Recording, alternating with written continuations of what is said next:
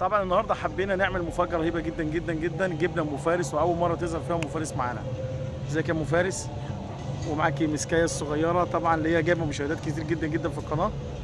وقلنا النهارده بقى يا ام فارس تقربي شويه، اهو. نسالك بقى ايه اكتر لحظه كانت بالنسبه لك مميزه جدا جدا من ساعه ما اتجوزنا؟ اكتر لحظه يوم ما رجعنا من الحج، وكنت حامل في فارس والدكتوره بشرتني ان هو ولد. فارس ده اللي هو البومبه الكبيره بتاعتنا يعني. فده كانت ربنا اكتر يبارك لحظه فيك. بالنسبه لها يعني. فطبعا ودي برضو اجمل لحظه طبعا وجودك معايا، طبعا وجود مسك معانا واخواتها.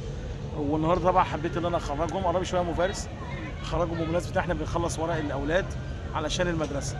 عايزينكم تدعمونا اكتر اكتر وانتظروا مننا كل مفاجاتنا وحاجات كتيره جدا جدا هتبسطكم الايام الجايه دي. وشاكرين لدعمكم ومشاهداتكم الكتيره معانا بصراحه يعني.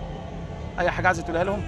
ربنا يخليكم لينا يا رب. ما وادعمونا. تنسوش تعملوا الاشتراك في القناه. يلا باي باي يا مسك.